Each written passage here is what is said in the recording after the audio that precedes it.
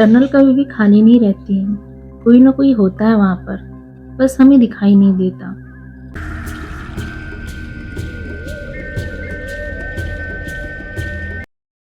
आज की कहानी शुरू होती है एक डांस ग्रुप से। इस डांस ग्रुप का नाम है साजा। इस डांस ग्रुप में 4 लोग हैं, सारा, अर्जुन, जैकी और आकाश। ये सभी बचपन के दोस्त हैं और इस ग्रुप का नाम भी इनके नाम के पहले अक्षर से लिया गया है। चारों दोस्त बैठकर डिस्कस कर रहे हैं कि हमें किसी खाली जगह की ज़रूरत है, जहाँ से किसी को प्रॉब्लम भी ना हो और कोई रोकने टोकने वाला भी ना हो। तभी जैकी ने कहा, मैं डेली जंगल के पास वाले रास्ते से आता हूँ। मैंने सुना है वहाँ अंदर में खाली टनल है, जहाँ कोई आता जाता नहीं है। हम वहाँ अपनी प्रैक्टिस कर सकते हैं। लेकिन एक प्रॉब्लम है, दिन में वहाँ पर पुलिस घूमती रहती है। तभी सारा ने कहा, एक काम करते, हम रात में प्रैक्टिस करेंगे, तब कोई नहीं होगा वहाँ पर। हम आज रात को ही वो टनल देख कर आते हैं। सभी दोस्तों ने भी हाँ कर दी। उसी रात सभी जंगल में लगी फेंसिंग से कूदकर अंदर की तरफ आए। अर्जुन ने जैकी से पूछा, कहाँ जाना है, तुझे पक्का पता है ना? यहाँ लाकर हमें फंसवा मत देना। जैकी ने कहा, अरे थोड़ा चलना पड़ेगा, आगे ही है, मैंने सुना है ऐसा। वही आकाश ने जंगल को देखकर कहा, ये जंगल कितना डरावना है, यहाँ कभी कोई आया भी है? हम किसी भूत की तरह लग रहे हैं। सभी दोस्तों ने जैसे ही चलना शुरू किया, तभी जंगल का पूरा माहौल ही बदल गया। जंगल में आंधी तूफान आने लगे, कुत्तों के रोने की आवाजें आने लगी। तभी उन चारों को अचानक से ठंड लगने लगी। सारा कुछ बोलती उससे पहले जैकी ने अपने हाथ के इशारे से कहा, वो देखो, वो रहा टनल। सभी दोस्त टनल के पास पहुंचे। सारा ने कहा, ये टनल तो बहुत बड़ी है, यहाँ हमारा काम बन जाएगा, बस थोड़ा बहुत साफ करना पड़ेगा। हम लोग टॉर्च तो साथ में लाए हैं, क्या अभी साफ कर लें? तुम लोग बताओ। अर्जुन और जैकी ने तो हाँ कर दी, लेकिन आकाश को बहुत डर लग रहा था। आकाश ने डरते हुए सभी से कहा, तुम लोग को डर नहीं लग रहा क्या? ये कितना डरावना है, किसी भूतिया जगह से कम नहीं लग रहा। सारा ने आकाश को समझाते हुए कहा, देख भाई, डर मत, मैं हूं ना तेरे साथ में, तेरी बहन, फिर डर किस बात का? हमें प्रैक्टिस करनी होगी, तभी हम कुछ कर पाएंगे। हमें कंपटीशन जीतना ही होगा। अर्जुन ने थोड़ा मजाक में कहा, सारा, आकाश को तुझे देखकर ज्यादा डर लग रहा है, तू भी किसी चुड़ैल से कम नहीं है। अर्जुन की ये बात सुनकर सब लोग हंसने लगे। सभी दोस्तों ने टॉर्च यूज करते हुए टनल की थोड़ी बहुत जगह साफ की और वहां पर बड़े वाले लाइट लगा दिए। फिर सभी अपने घर वापस आ गए। दूसरी रात सभी 11 बजते ही टनल पर पहुंच गए। उन लोगों ने डांस प्रैक्टिस स्टार्ट की। कुछ डांस की स्टेप की ही थी कि उन लोग को टनल के पीछे की तरफ से किसी के धीरे धीरे बोलने की आवाज आने लगी। सारा ने म्यूजिक बंद किया, लेकिन उन्हें कोई आवाज नहीं आई। जैसे ही म्यूजिक चालू हुआ, वो आवाज फिर से आने लगी। इस बार सारा ने टनल में थोड़े अंदर की तरफ जाकर सुना।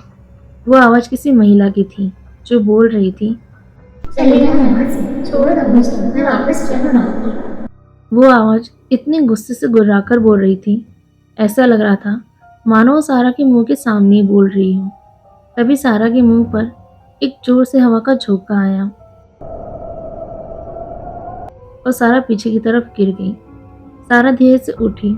उसने उस तरफ देखा जहां से वो आवाज आ रही थी, लेकिन वहां बहुत अंधेरा था और कुछ नहीं। आकाश ने सारा को आवाज लगाई और उससे पूछा, क्या हुआ दीदी, वहां पर क्या कर रही हो आप? यहाँ आओ, मुझे स्टेप समझ नहीं आ रही है। सारा वापस अपनी जगह गई। जैसे उसने डांस स्टेप के लिए अपना हाथ उठाया, तभी वो बेहोश होकर गिर गई। सभी ने सारा को उठाने की बहुत कोशिश की, सारा उठी ही नहीं। सारा को लेकर सब घर वापस आ गए। तभी अचानक से सारा को होश आ गया और वो उठकर बैठ गई। आकाश तो एक सेकंड के लिए डर ही गया था, लेकिन अपनी बहन को देखकर उसने सुकून की सांस ली। अर्जुन और जैकी वहां से अपने घर वापस चले गए।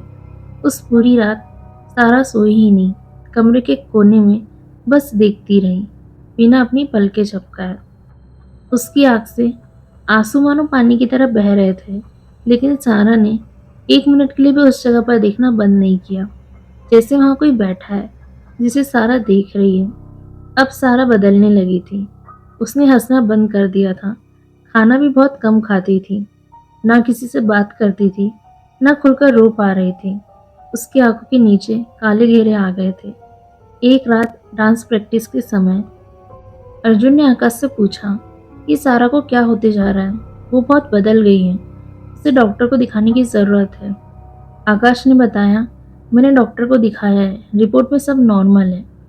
मुझे लगता है जब से दीदी टनल के उस कोने पर गई थी, तब से वो बदल गई हैं। हमें दीदी को किसी तांत्रिक या पुजारी को दिखाना पड़ेगा। लेकिन अर्जुन और जैकी इन सब बातों को मानते ही नहीं थे, तो वो दोनों मना करने लगे। तभी सारा ने जोर से चीखा। ये तीनों सारा के पास गए। इन तीनों ने देखा सारा के शरीर पर हर जगह चोट के निशान हैं, जो अब नीले पड़ गए हैं। उसके मुंह से बहुत खून आ रहा है और वो बहुत रो रही है और 2 आवाजों में बोल रही है, मैं वापस आऊंगी, मैं वापस आऊंगी। आकाश डर के मारे अपनी दीदी के पास ही नहीं जा रहा था। जैकी भी ये देखकर बहुत डर गया था। तभी अर्जुन ने सारा के पास जाने की हिम्मत की और डरते हुए सारा के पास पहुंचा ही था कि सारा ने अर्जुन को जोर से धक्का मार के गिरा दिया। अर्जुन के सिर में लग गई थी, वहां से खून निकल रहा था। ऐसे में अब किसी को भी कुछ भी समझ नहीं आ रहा था।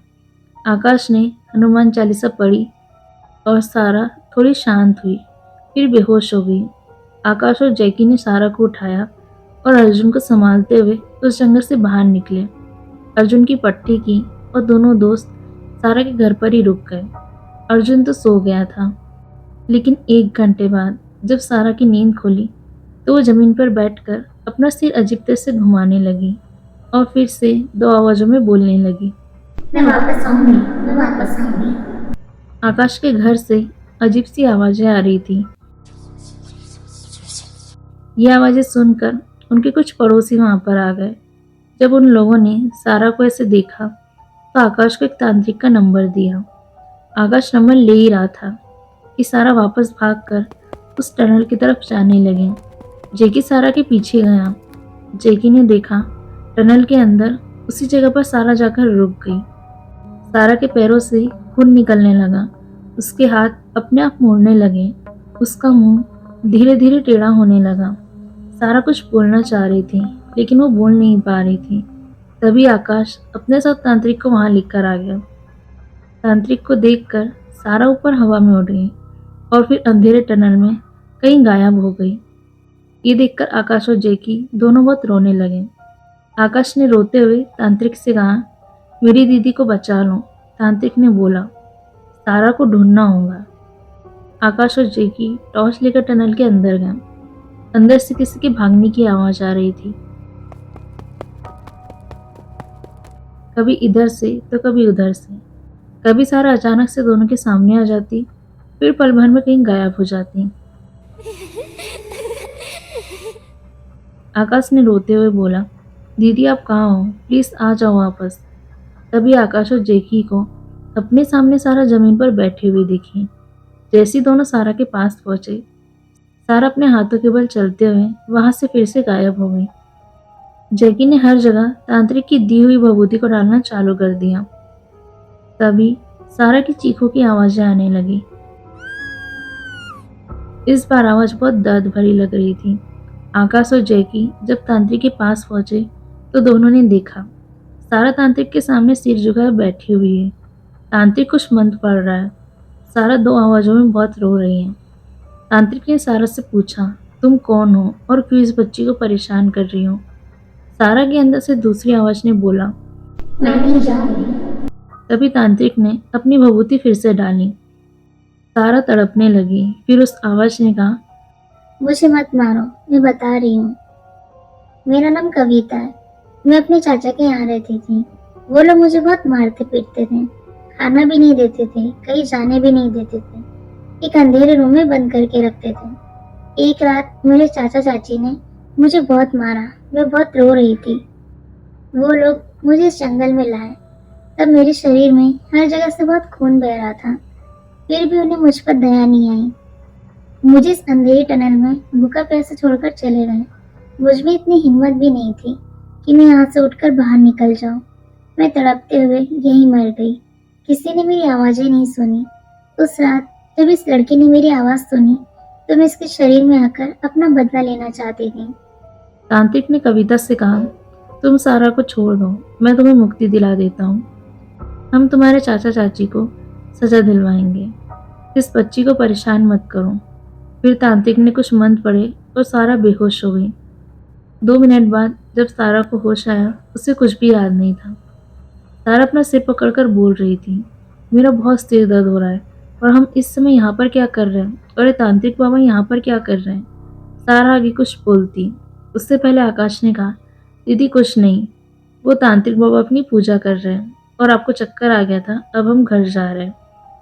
तांत्रिक बाबा ने वहां से जाने से पहले जैकी से कहा, वो ठीक है, लेकिन सारा से कहना 1 महीने तक हनुमान चालीसा पढ़े। इससे उससे कभी कोई भी दिक्कत नहीं होगी। बजरंगबली हमेशा उसकी रक्षा करेंगे।